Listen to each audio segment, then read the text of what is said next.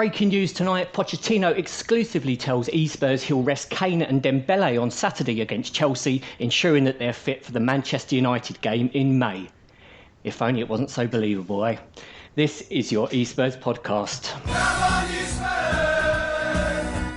Come on, e-Spurs! Come on, e-Spurs! Come on, e-Spurs! Tottenham! Hi guys, welcome back to another hour of Talking Tottenham. Don't forget, we want you guys out there to get involved in the show. You guys are what it's all about, so subscribe to us via iTunes or on Acast, and you'll get every new episode direct as the podcast is released. You can, of course, follow us on Twitter and Instagram at @e_Spurs. You can follow us on facebook.com/eSpurs page. Give us a like on there, or on YouTube, Pinterest, and Tumblr. For the links to all eSpurs platforms, guys, as we always say, just head to our website. That's www.espurs, all one word, .blogspot.co.uk, and some news coming up in the next few weeks about the website, so stick around and keep an eye open for that. First up, a big hello to all of the listeners wherever you are around the world tonight. We know there's people listening from every corner of the globe. We really do appreciate every single listen we get, guys, as we always say. A special mention to Ethan Case from Oxford, who asked if we give him a shout out on the podcast, as he listens every week. So thanks for that, Ethan, and hope you enjoy the show. So, on with the podcast, guys. Let's talk Tottenham, shall we? As painful as that might be at the moment. But on the e-Spurs podcast tonight, we'll be talking about the Spurs Brexit and where it all went wrong, asking if Spurs should move out of Wembley before we've even moved in, and we'll be previewing Through Our Fingers that came on Saturday. So, without further ado, let's introduce the team that I'll be talking all things Tottenham with tonight. It's Jason, Ricky, and Ian. How you doing, chaps? Not too bad. Chin up, Jace, chin up. Oh, my chin's up. And Rick, how you doing, mate? Yeah, surviving, just about. Coping. And Ian? Yeah, I'm doing very well, chaps. Looking forward to this evening. You know, they need to exercise some demons and get back to doing what we do best, and that's be positive about our team. Arguably, Rick, our biggest game in, 5-6 years since that Real Madrid game. What happened out there? Well, I want to go on record saying this first, that I am a huge Mauricio Pochettino fan. You know, I will never forget, obviously, where he's taken the club to and from. At the same time, I'd like to say that I would call things as honestly as I try to do. And the way I feel, just in general, is that we've taken, 6-7 years to get back to try and get to this elite level in terms of the Champions League.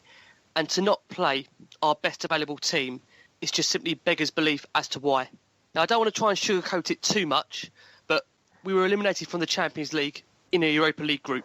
That's the truth. Dress it up however you want. But regardless of the opposition we may have coming up, whether it be Chelsea or whether it may be Burnley, in Europe's biggest competition, you should always select your best possible team. End of. Yeah, I just baffled. I mean, after the Leverkusen game, we know he rested Rose in that game. It was a big concern of a lot of Spurs fans in that game when you look at the performance, to leave one of your best players on the bench, but to leave two. Now, you know, he's always saying to us that he's got to rotate the squad, but then to come out after the game and say the squad's not strong enough, well then why do you rotate? Just one of the most confusing managerial decisions I've seen in a long time. It really is. Jay, what did you make overall of the horror that was Tuesday? Well, there's no doubt about it. I feel extreme disappointment. I think the group that we were in, we have to remember we got the team that's seeded 8th in Pot A, the team that was seeded 8th in Pot B, and when we did the draw pod live type of thing, we all looked at that and thought we can't fail to get out of that group. You know, there was none. There were good teams in it, but there was none of. You know, we didn't have a Real Madrid, we didn't have a Barcelona, there was no Dortmund in it or anything. And you thought, surely we have got to be amongst the better two of those four teams. I think the other thing that struck me watching the game was that Monaco actually reminded me of Spurs in so many ways. It was a very Spursy game from their point of view, that they missed a bucket load of chances. We then threw one-on-one and loused that up. They go down the other end, get themselves a penalty, miss the penalty. Yeah. And you're thinking, this is like watching Spurs, but in reverse. But they're playing like we do against almost every other side. They score straight after half-time, and you think, well, it had been on the cards. They give a stupid penalty away, give us a way back into the game.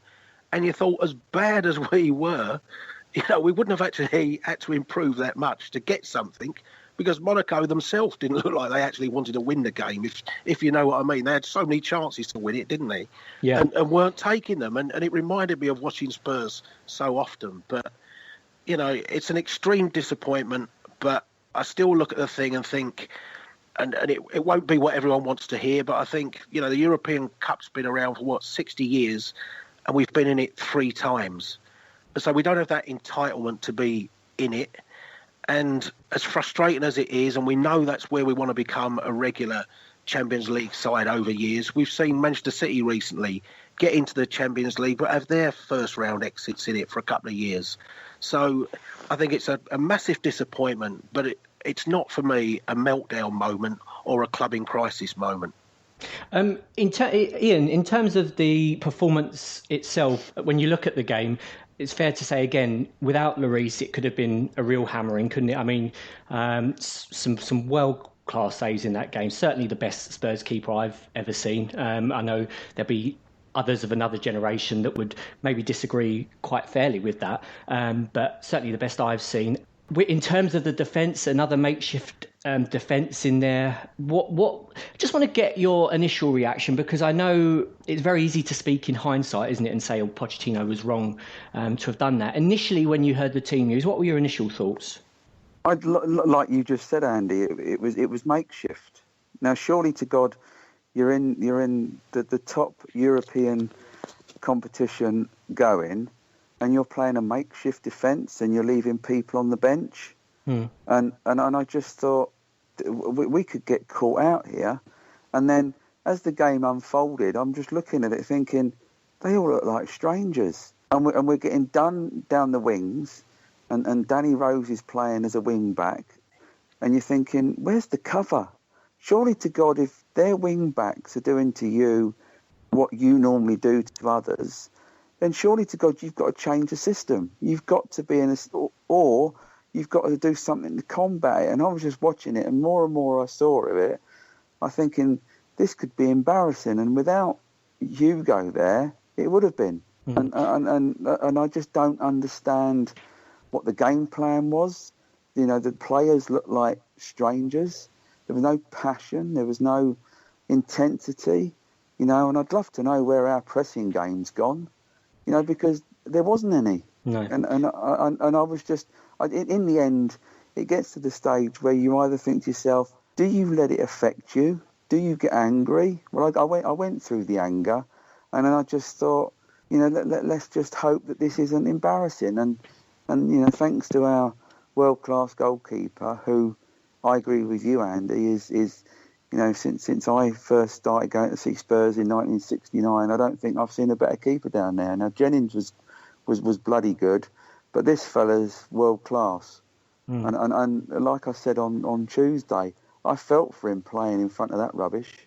And I will say it as I see it, and there'll be people who will be reaching for their phones and their tablets and going to give me some stick. But I think I have a right to say what I feel, and it was rubbish. It was a net, and I'm thinking, that there are some players on that pitch who, and I will say it again, and I will say it how I feel, do not deserve to wear that Spurs shirt. There is no love, there's no passion, there's no desire from about 2 or 3 players, and I think you can all guess who I'm thinking of.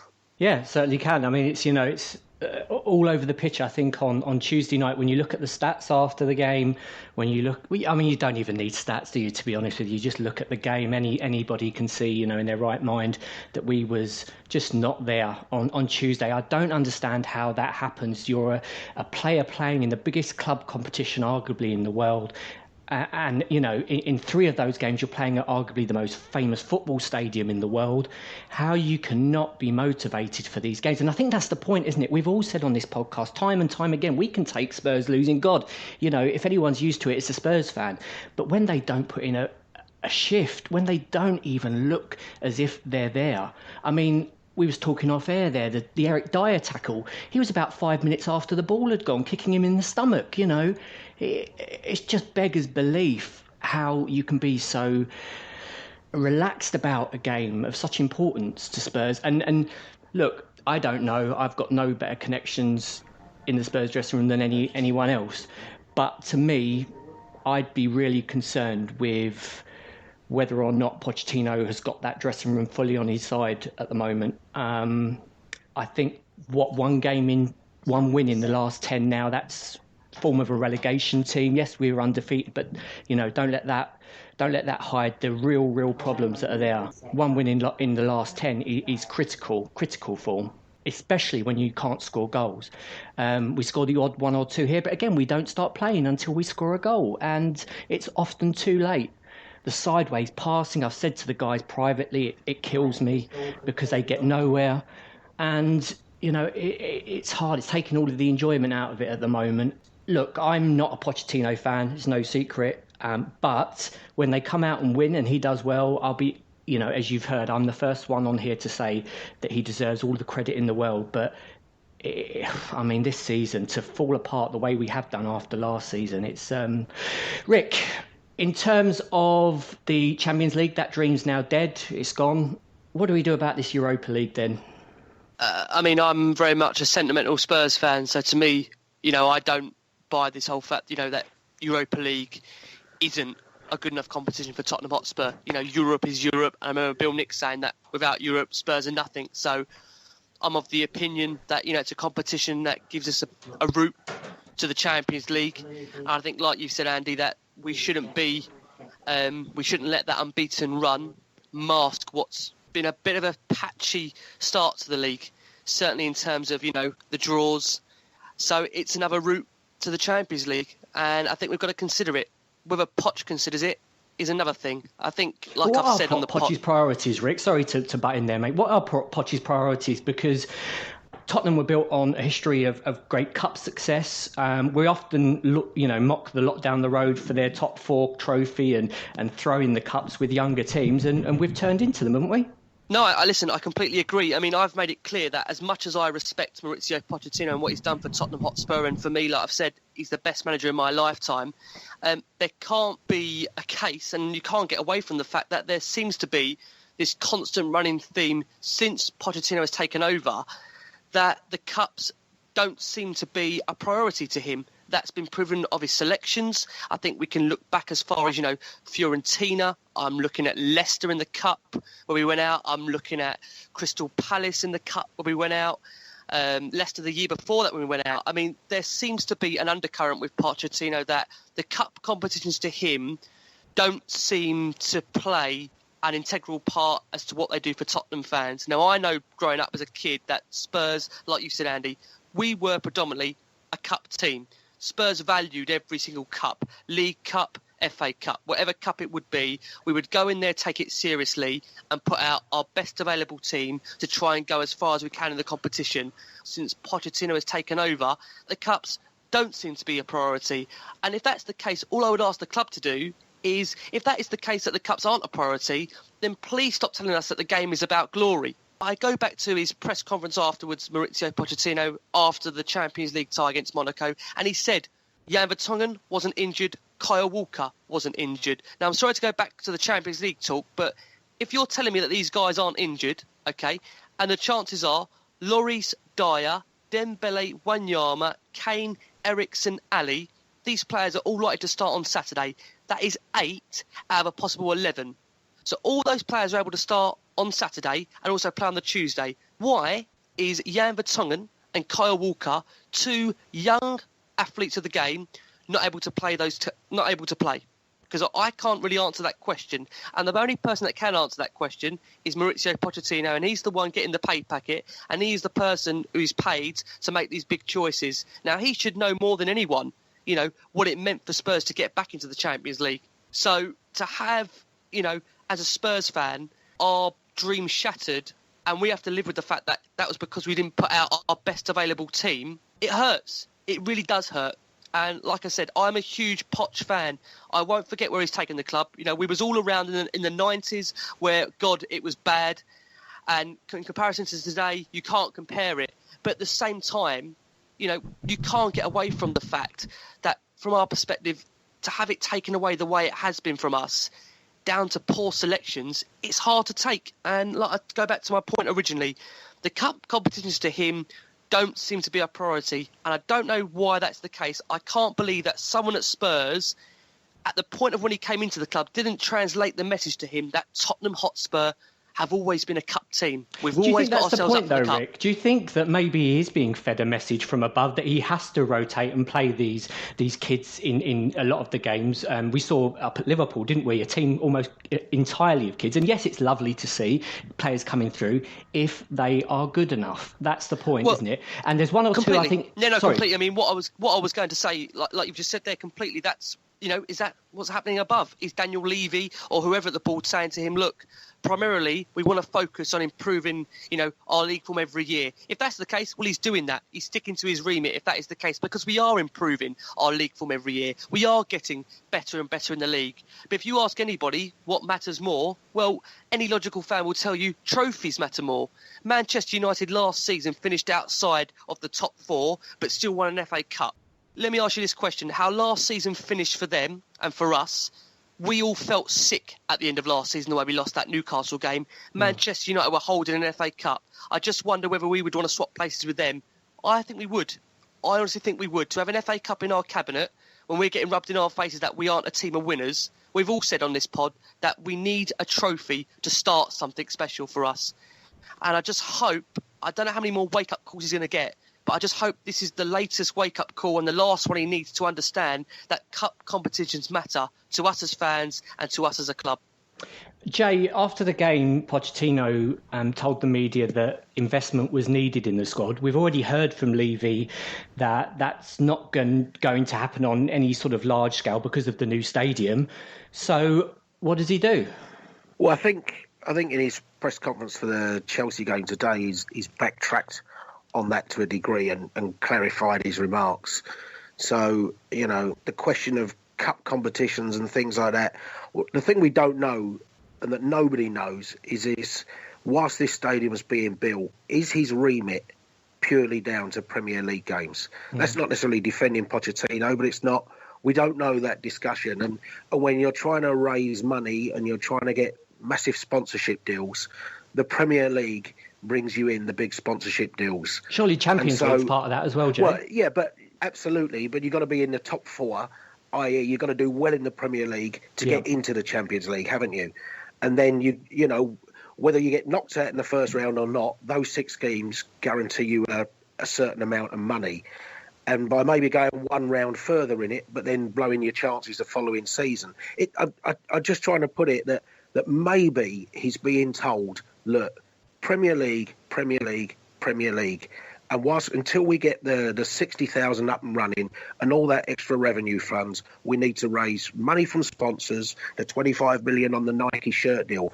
Are they paying us to win an FA Cup, Nike, or are they paying to see that swoosh on their shirt 38 games a season? So I think that it may be one of the reasons. I don't know that. None of us do. But if that is the reason, I wish the club would be honest and say, look, until that stadium's built, the focus is purely and solely on the Premier League. And, maybe that does explain some of the summer recruitment policy as to why we wouldn't spend the £130,000 a week that Batshuayi got and why we went to Vincent Janssen and things like that. Yeah, it's a really good point, Jay. And I mean, you're just speaking again off air there. You're in favour of Spurs being in the Europa League. I know there are many Spurs fans out there that would rather miss out on the Europa League this season. Just tell us why you would rather be in it than not. It's not so much that if you gave me Champions League or Europa League, then there's no question the competition I want to be in. In terms of the Europa League, what are we going to do on a Thursday night? Sit at home and watch Coronation Street? Or do you want to go and watch Tottenham Hotspur? I want us to play every single day of the week in many ways. I think we've been in the Champions League or the European Cup 3 times in its 60-odd year history.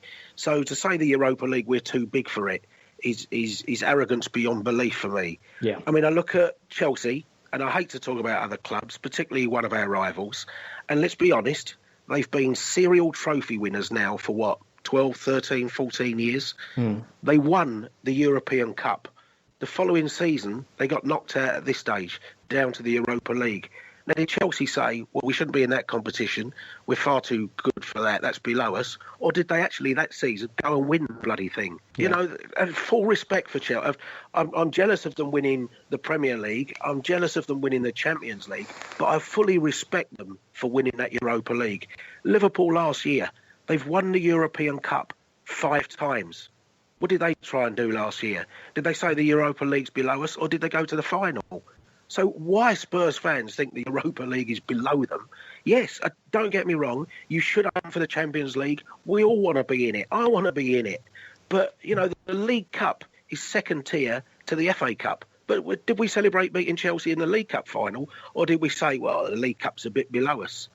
I mean, come on, get real about the damn competition. Absolutely. It's crazy. Yeah. And I look at the stage we're in, we've had, in the last few years, we've had Lyon, we've had Fiorentina, we've had Benfica, we've had Inter Milan, we've had some good, we've had Dortmund last year. You know, they're clubs at a similar level to where we are now, those clubs. The group stage, we all hate. None of us want to play Karabag.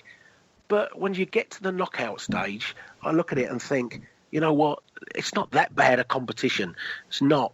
No, absolutely. And hopefully we'll be speaking about this in a moment, but hopefully be back at White Hart Lane if we do play in that competition, because we all know what those European nights are like at the Lane, and it's so much more of an advantage to Spurs. Something I do want to pick up on what Jay's just said there, Ian, is that Jurgen Klopp, as Jay mentioned, had a great run in the Europa League. Klopp is a manager that I've watched many times in press conferences. I don't always like the way he showboats and the way he sort of, the theatrical way he goes about his business sometimes. But something he did say that really rung true to me was that in a press conference he said once that you play the game in front of you. You don't think 2 games ahead, what team am I going to play? You play the next game. And that's really, really, over the last, not just this season, but the season before when we went out of the Europa League, when he was trying to balance the Europa League and League Cup, and we ended up with nothing. It really does seem a big problem that Pochettino's got. He's trying to think too far ahead. I agree. You know, as someone that forked out an arm and a leg to go to Dortmund last year, and to see us come away with, what was it, an absolute trouncing, you know, and you know, you look at we've all said tonight, you know, with regard to the game on Tuesday. You know, I just think that, you know, surely to God, you know, you're in football to win things, and you're in there to play the strongest team. And, you know, and I agree that why was Jan Vertonghen on the bench? You know, why was Carl Walker on the bench on Tuesday? You know, because ultimately you do have to play the game ahead of you, because if you don't, you end up with nothing. And as a Spurs fan, I want us to celebrate winning things. You know, I want us to win trophies. And, you know, and I agree. I would have quite happily settled for an FA Cup win, because you win something, you lift a trophy. That's what football's all about. You know, if it's come to the point where, you know, the lot down the road are happy to settle for 4th every year, then football's finished, isn't it? Well, it is, and it then turns into a money game. And talking of money, one player that we spent £30 million on in the summer, Rick, was left on the bench for almost the entire game on Tuesday. Now, you know, you spend 30 million on a player, you expect him to come pretty much straight into the side. Explain the decision. Just explain Sissoko for me, please, mate. Panic buy. I mean, I don't know what to say. Listen, we've got to deal with facts. We lost Ryan Mason, we lost Pritchard, we lost Nabil Bentaleb. I think, depending if you read certain things out there, we're running short, aren't we, on options? We're running short on options. It's coming towards the last few days of the window. We know Sissoko is agitating for a move away from the club, whether it's 30 million, whatever the figure is. We were warned about him. Let's not make any bones about it. We were warned about this player. You know, we knew he had, you know, a bit of a... we laugh, but he, you know, apparently he's allegedly an Arsenal fan or whatever he is, but we knew he was a bit of a mercenary. It's very hard for me to have such a cutthroat opinion of a player when he's not even made, you know, 10 to 15 appearances for the club. You know, yeah, and in fairness to the player, Rick, it's not his fault, is it? No, exactly. It's not the player's fault what's been paid, because, you know, that unfortunately is the magnitude of today's football. We're talking about crazy figures for crazy players who haven't really achieved much. And I don't want to dig too much about one player, because it wasn't about one player on Tuesday night. It was about a team collectively. Yeah, a lack of passion. And it's very hard to understand why, because you would think of any game in order to motivate a player, the world's biggest stage, all the great clubs are looking at you. All the great managers are looking at you. The fans, this is what we wait for. And for us to go out in the way we did, it's devastating as a fan. We've waited so long to get in it. I don't want to keep harping on, but we've waited so long. What broke me more, to be honest with you, is that Harry Winks, who I feel really sorry for the kid, his first game in the Champions League, and obviously it's going to be overshadowed by the fact that we lost. And part of me kind of broke inside the thought that we've taken a young kid off that came through our academy for, at the moment, what's being perceived as a bit of a mercenary into Sissoko. That's what really hurt me. And what I couldn't understand from that substitute is that we're trying to get back into the game. We've got another player on the bench, Nkudu, who effectively turned the game on its head against Moscow, and the guy can't get a look in, and we don't really know when he is going to get a look in. That's the major thing here with this guy. The transfer dragged on for months. Again, that's another thing. That's another podcast, another bizarre situation behind other closed doors as to why that dragged on for as long as it done. Regardless of the takeover talk or whatever. Judging what we've seen from Nkudu at the moment, is he any better than NG? I don't know. Again, he looks like a raw player for me that needs a lot of work. And it's very hard to kind of put these players in and get them to learn on the job when you need results, Andy. That's the problem. We're in a league now where, unfortunately, you don't get time. You don't get time as a player. You don't get time as a manager. You are judged on your last game. And that unfortunately, is what football is these days. And I've said it before with Pochettino. What worries me is I know some fans are, not in favour of the bloke. I personally love him. I think he's a fantastic manager. But what I do think with Pochettino is that he's a manager that is still learning on the job. And unfortunately, Spurs as a club at the moment are his apprentice. And that hurts me to say that, because I do think that he may use this club as a stepping stone. I know he said he wants to build a legacy at the club. It suits him to say that right now. But if a bigger club comes offering, you never know. That's all I'm going to say. I want him to stay, but I would like to see him be a bit more flexible in terms of what he sees as a priority. But listen, I'm saying this, it might not even be the bloke's fault. It might be, the hierarchy from above that are demanding that he does play the weakened sides in cup competition. Who knows, Andy? Who knows? Well, absolutely, yeah. No, in fairness to the guy, he's he's just one of 12, 13, 14 other managers that Levy has appointed, isn't he? So I don't want to drift too far away from Tuesday night and Wembley, because we've got so much to talk about on the podcast tonight. But Jay, I want to ask you about the summer transfer dealings, and it seems now a common theme. I mean, no manager and no club have 100% success rate on transfers, do they? No club in the world. However, when you look, I just want to go through the summer transfers that we made. Pau Lopez, not seeing him anywhere near the squad, let alone the starting 11. George Kevin Nkudu, a winger we signed. We don't play with wingers. Vincent Janssen, no fault of his own whatsoever, come in and give his all, but doesn't look Premier League quality. Sissoko, 30 million for a player that was relegated with Newcastle, had a good summer tournament, but we're told by Newcastle fans blows hot and cold.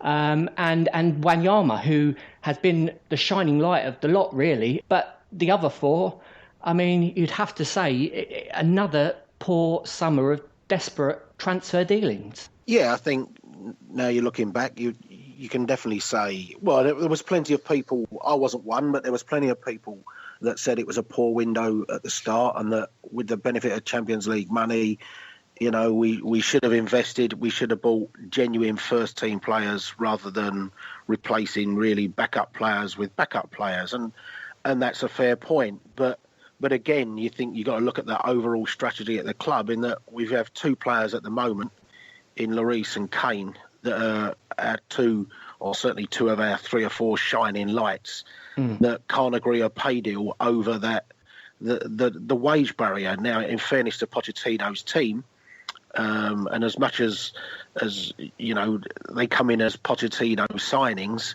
if the word from above is you cannot break that wage structure, then and we know that Tottenham were in for Batshuayi, who then chose to go to Chelsea for his £130,000 a week, fair enough, then you are going to be looking to bargain buy, or not necessarily bargain buys because there's too much money, but you're not going to get an Isco, you're not going to get a Mario Götze, you're not going to get Robert Lewandowski's and people like that, are you, that are going to come in? No one is going to take a £70,000-£80,000 wage cut to come in. And then if you do go for a player like a Batshuayi and you say to him, look, here's 80 grand a week, and somebody else says to him, here's 130, it doesn't take much sense to, you don't have to work out where he's going to go to. So, No. And in that case, it's an overall club policy. You can't just pin it onto the blame on Batshuayi, but, we are in a situation, certainly at the moment, where as much as the frustration is, we are building what was a £450 million, which is now a £650 million stadium. And therefore, we have to work within a budget. And whether we like that or not, maybe Pochettino, if he felt that way, he could have said to Daniel Levy, look, I'm not prepared to work under them terms, and walked away. Maybe that would have been the better thing for him to do. But we are under financial constraints until that stadium is built, and I think we have to recognise that, and our spending plans will look at that. And the only other thing I'll say is, if we had signed Batshuayi, and we'd signed Mkhitaryan, and we'd signed Sane, and we'd signed Granit Xhaka, we'd have been going absolutely fine. But Xhaka can't get in Arsenal's strongest team. Mkhitaryan can't get a game anywhere near Manchester United at the moment, although I think he's playing in a Europa game tonight. Sar's played about, 3 games for Man City, and Batshuayi has hardly had a start in a Premier League game for Chelsea. So even if we had spent massive money and bought in those players, it's no guarantee that they'd have come in and hit the ground. We had Soldado and such before, didn't it, where we thought we'd signed top quality players. Manchester United have spent 35 million on Eric Bailey, who's now injured for the rest of the season. It's not just down to the recruitment. No, absolutely. Ultimately, I think Levy's going to have to fall on his sword with the wage structure, because I think if he doesn't, he risks losing. I don't think Kane will go, but I think he will have to buckle and give Kane the money. Lloris, bless him, I wouldn't blame him if he went, to be honest. I wouldn't say that to anyone else other than Spurs fans, but he's playing in a team that he's too good for. And that's sad. That's sad after, getting in the Champions League again.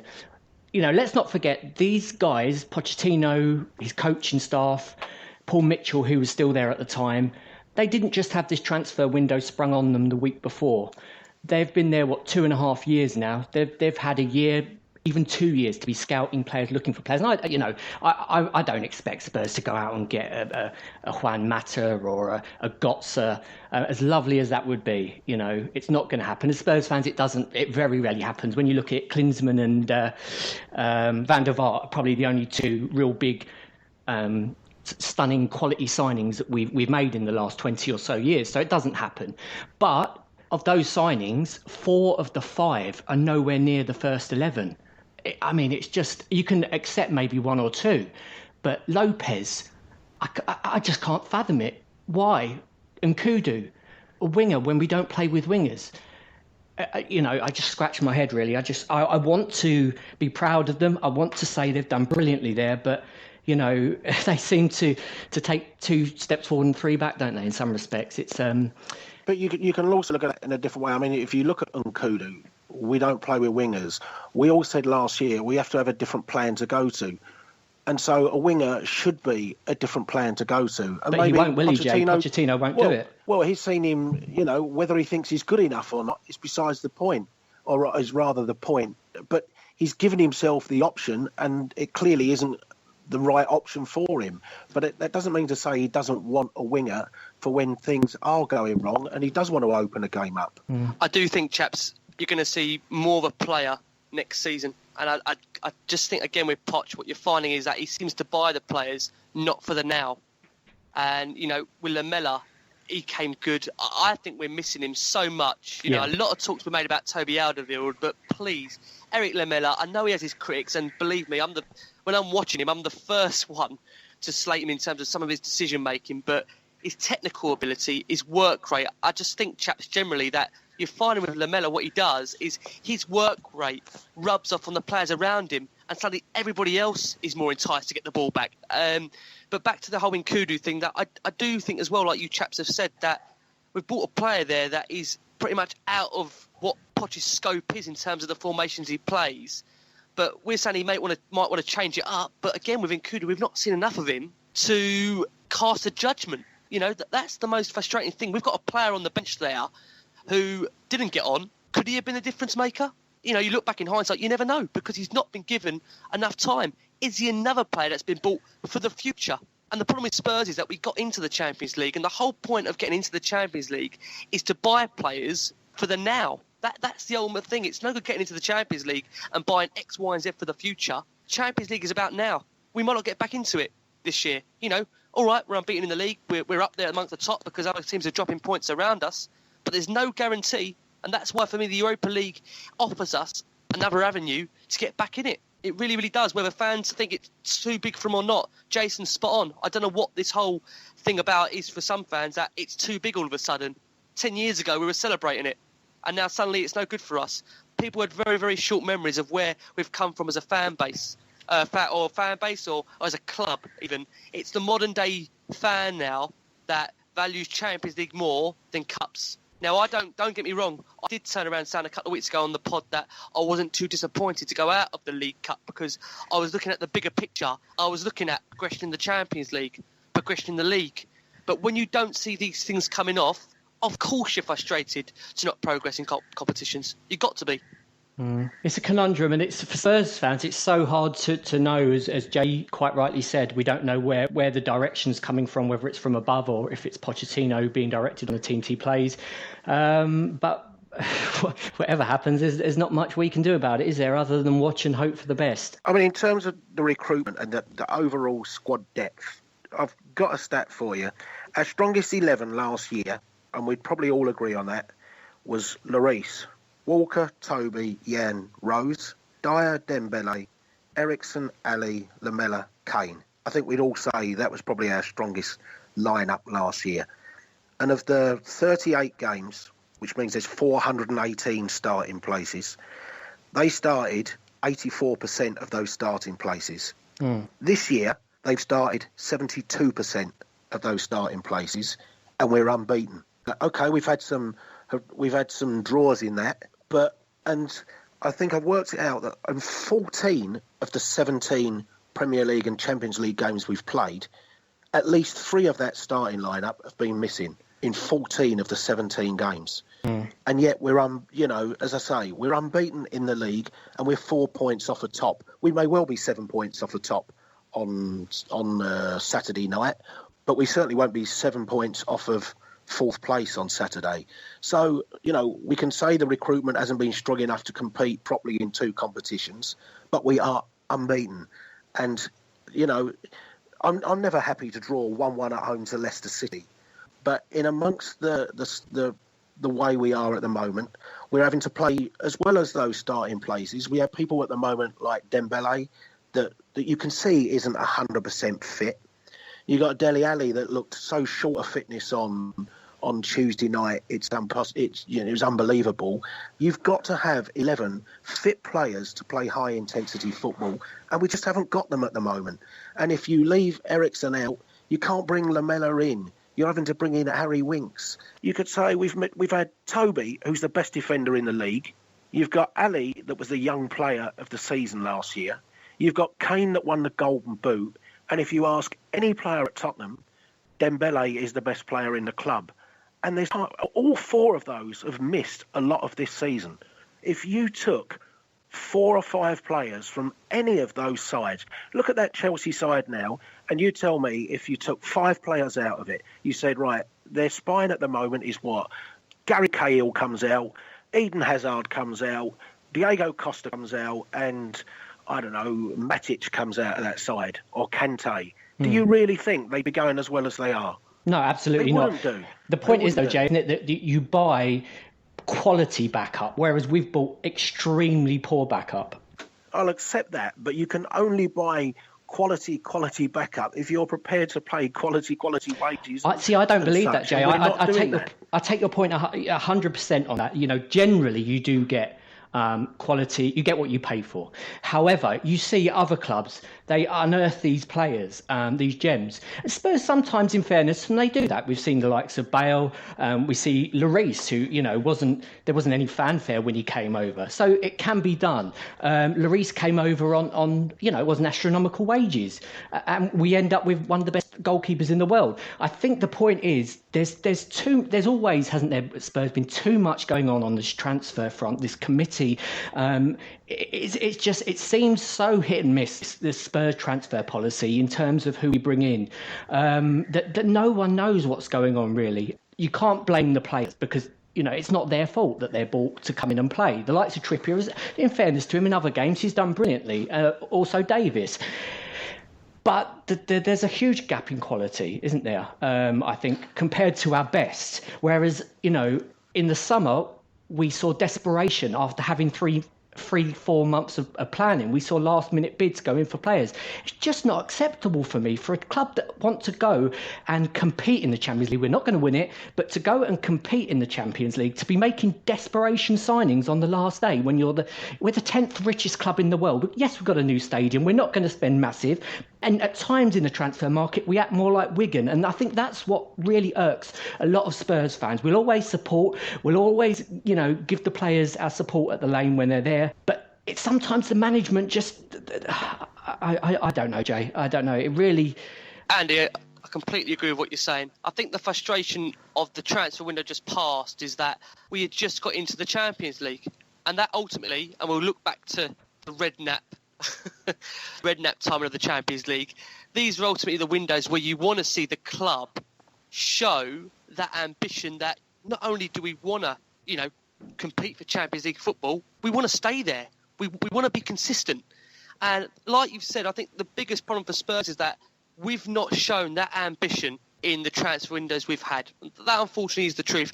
And whether that be down to the stadium, the financials, I don't know. But what is adamant is that, unfortunately, that the recruitment and the research gone into some of the signings of the players just does not seem to add up. And there is much more to this Mitchell story that obviously we don't know about, because you don't mean to tell me that a guy, a year down the line suddenly feels that it can no longer take the project forward.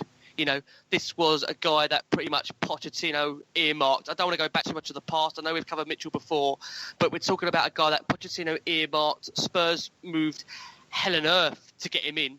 Southampton, it wasn't easy to do business with that club, bearing in mind what we've had down the years, taking players like Bale and managers like Hoddle. It wasn't easy taking him. So to bring him in and to lose him, there's much more to this story than meets the eye. It's not just Batshuayi, that transfer failing. It's other guys as well. But it is a concern. And I think Poch is backtracked, as Jason said tonight, on what he said on Tuesday night in his presser. And I just wonder whether the club has maybe had a quiet word in behind the doors. I think he was speaking from the heart on Tuesday. I think he meant it when he come out and said that he doesn't feel the depth, the quality is there. Which is what AVB said, didn't he, Rick? It's echoes. Listen, it's echoes of Redknapp, it's echoes of AVB, it's even echoes of Sherwood. Much as he was a deluded manager, that's what he said as well. So it can't always be these managers are wrong. There has to be more to it than meets the eye. But Spurs and Levy are very, very good at confidentiality and being able to sweep things under the carpet. But Tottenham fans aren't stupid. There is fans out there, that aren't Daniel Levy fans. For me personally, I've always been of the case. I know this is not a Levy in or out, podcast. I'm always a case of it's very much better the devil you know. You look what's happening down at Charlton.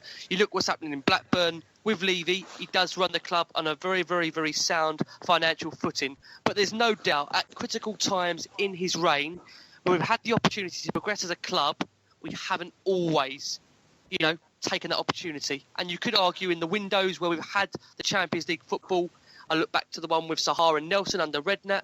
I look back to obviously the one with Pochettino in the summer, that we haven't really taken our opportunity. And people are going to ask, well, surely in January he's going to invest. Well, I don't know why people seem to think that, because we're coming up to a transfer window.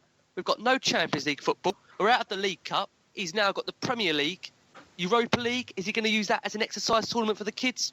who knows? I can't really see much investment in January, so I don't know why many seem to be thinking to themselves that we're going to go and buy 2 or 3 players, because I tell you, I don't think it's going to happen. Can I just add my bit to the recruitment issue? I thought you'd hid in Rick's cupboard, mate. No. I was just. I thought you'd locked you in there. I was just listening, and I'm going to try and come up with something profound. For me, if you own a business and you are in need of an accountant, you don't go out and buy an HR director to cover that role. So ultimately, at some stage, somebody must identify the players and somebody must go out and sanction it. Now, let's think about Riyad Mahrez. Somebody identified him from Leicester and they went out and bought him because they felt he could do a job for them. Surely to God, Tottenham must have similar people and they must have a similar setup. Please tell me we just don't go and buy, an accountant to do an HR director's job. It seems that, doesn't it? And I mean, as I say, I try and be as fair as I can. In fairness to them, they found Dele Alli and, as I say, Lloris in there.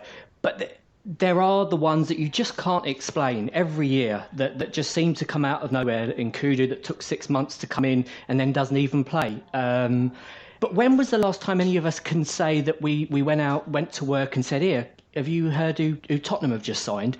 And that's the point. I can't, apart from maybe Van der Vaart, I can't remember the last time that we hit the back pages with the transfer. Maybe Modric going, what was that, nearly 10 years ago now. And that's, for a club like Tottenham Hotspur, that's not good enough. Yes, we've got other things going on, like the stadium. Initially, it was told by Levy that wouldn't affect the budget. I think we all knew at the time that was, poppycock, and it's proved to be so.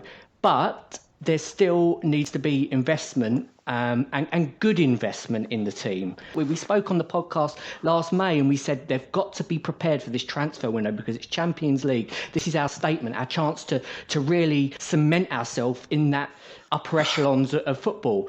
Again, they've gone and bought the Ryan Nelsons and the Louis Sahars of this world, We've got a preview to do, lads, and let's look at the game on Saturday evening, because we have to, unfortunately, against Chelsea. And Ian, let's come back to you, because we've been off and on with you tonight, so let's come back to you on this one.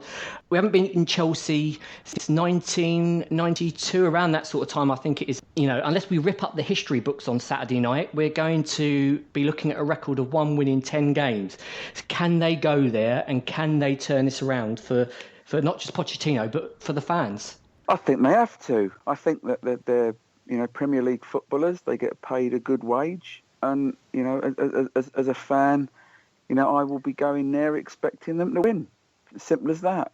And if we go there and we don't turn up, and then we do have problems at our football club, don't we? Yeah, absolutely. I think this game, Jason mentioned earlier on in the past, not a crisis yet. I think lose this game and it starts to look that way. I'm not saying we're in full-blown crisis mode, but lose this game, 1 win in 10, that's desperate form. I mean, Juan de Ramos was sacked for much less, wasn't he? So I'm not saying Pochettino should go, not who I'd choose as manager, but it's a real concern. Jay, Ian says he wants us to go there and win. Can they? Well, it's going to be incredibly difficult, bearing in mind the team that we're going to have to put out there, because we have no left back. So as we were talking off here, what the hell do we do down that side? And for sure, Chelsea will have been looking at that this week and think Tottenham will be weak down that side, whatever they do.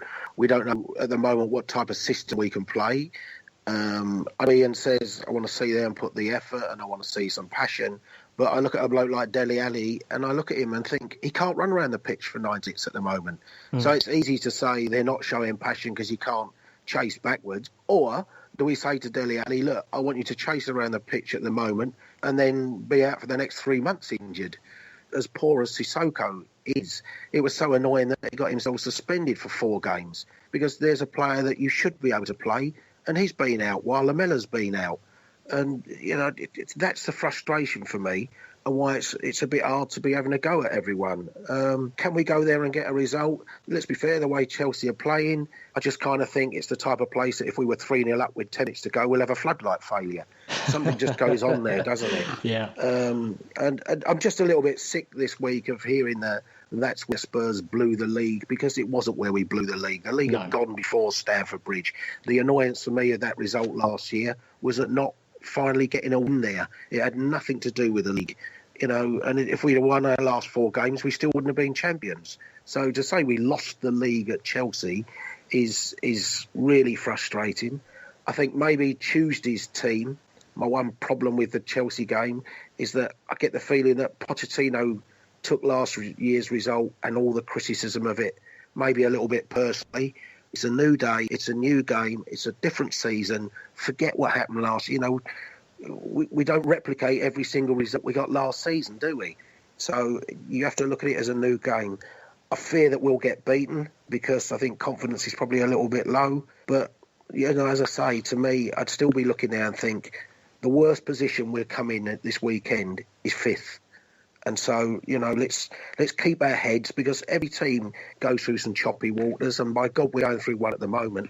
But I put a thing out on Twitter today. I said the crisis was when we went to Oldham on game 41, when we were 1 point out the relegation zone, in 1994. That's a crisis. Being 5th in the league, maybe 5 points off the top 4, is nowhere near a crisis for me.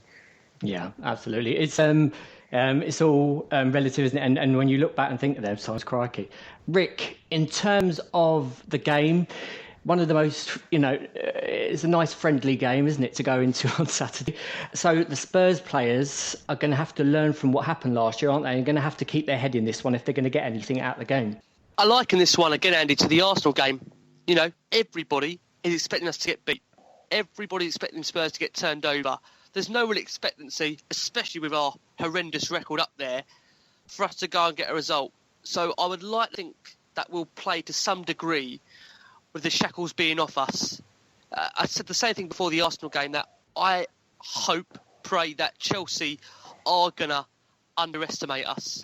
Because if they do underestimate us, then we've got Harry Kane, who at the moment is stepping up to the plate, is being the go-to guy for Spurs, and he's always, like I say, in amongst the goals for us. This time last season, I think he only had 1 at this point and still went on to win the Golden Boot. Well, he's already got, I think, 7 already. So, so it just tells you that we are really reliant, and it's a brilliant thing to have him back in the side. It's not going to be an easy game. Chelsea, I think, will be up for it because, again, it's going to give them another incentive to beat us, to stop this unbeaten run we've got. How much you want to try and mask it as such. For me, I think, listen, we're not all deluded. We've seen the Spurs performances so far this season. This pretty much is the only kind of carrot we're holding on to at the moment. But, people forget we're without Lamela this season. I think Lamela's been a massive blow. I said it before, I think it's a massive blow. We haven't had a chance as a Spurs side to field the likes of Alderweireld, Lamela, Ali, Dembele, Dyer, Kane, all together in one side, as Jay so aptly put it earlier. So, listen, it's very hard to be so critical of a side that have had so many injuries. But let's go there. Listen, all we can ask for as fans, I've said it before, if we show passion, that's all we want to see. Like we've said on this pod tonight, we can accept being beat if we aren't the better team. But what we can't accept, the same as Tuesday night, is a lack of effort, a lack of commitment. And if we show 50% of the commitment we showed against Arsenal, we've got a great chance of getting a result. I do believe that because, stupidly, Andy, I stupidly think as a Tottenham fan, we could beat anybody. Yeah. That might be stupid me to think, but I do believe that we have got the ability, the squad, to beat anybody. Look what we've done to Manchester City, that game. We destroyed them. We absolutely destroyed them. We outclassed them. We outwitted them. Why can't we do that Saturday? Why can't we? Because the quality's there. It's all dependent if the mind frame is there. And boy, do these players owe us one. Boy, do they owe us one. And it's the game intelligence as well, mate, not the passion. It's game intelligence. Passion is Danny Rose charging up and down the left wing. But, he was doing that Wednesday night in a 2 years ago Danny Rose style, wasn't he? Completely haphazard. And not using the intelligence of, if I've got nobody covering in front of me, then I can't just go willy-nilly running up and down the touchline, particularly at Chelsea, because I think the one thing that they've had more than most teams in the past 10 years is that real game intelligence and game craft, and that knowledge of how to kill a game, how to take time out of a game, how to do all the negative things in a game, when to step the tempo up, because they show so much more game intelligence and game craft than most teams do. They've got that ruthless streak, haven't they, in many respects, which I think we need to learn. And as you say there, quite rightly, Jay, you make a great point. We need to shut down games. You know, when you get a goal back after being 1-0 down, make sure you don't go straight down the other end and let another one in. It's just being clever, isn't it? I think the performance is just as important as the result on Saturday. I really do, because it's been so long now since Spurs fans have seen a good performance from their side. The Man City game's the only one this season. I mean, you got Gillingham, but that was arguably a sort of second, third string side almost. It's been so long since we've seen a good performance from a Tottenham team. I think that's just as important as the result on Saturday. But we shall see. Let's finish off, shall we, guys, as we always do, and go across the board from the lads and get the predictions for Saturday evening against Chelsea. Let's start off with Ian. Your prediction, please. 1-1. A 1-1 draw from Ian. And Jay? Having tried to be positive all night, I'll go 2-0 Chelsea. You let down at the last minute. And Rick? I'm going to very stupidly be a typical Tottenham fan and go for 2-1 Spurs. Oh, wouldn't be a dream come true? 2-1 Spurs, and we could be looking at a different story, couldn't we, after Saturday night? I'm going to say, unfortunately, I'm going to agree with Jay. I think it's going to be an ultra tough game. They're going to have the incentive of breaking that undefeated record that we've got. So I'm going to go for a 2-1 to Chelsea. I think we will score because generally we do score in these games, but I think Chelsea will probably come out on top. But as long as we put in a fantastic performance and every single player out there gives their all, then do you know what? I can take that, and I'll come on this next podcast if they do that and say exactly that. Look, brilliant stuff, lads, as always.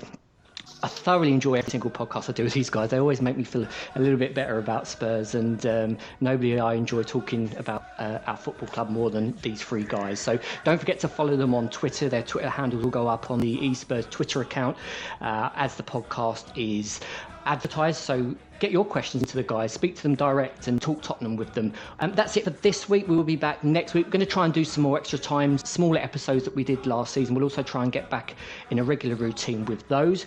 For this week, until after the Chelsea game, on behalf of Jason, Ricky, Ian and myself, have a great week, guys. Let's hope for 3 big points on Saturday.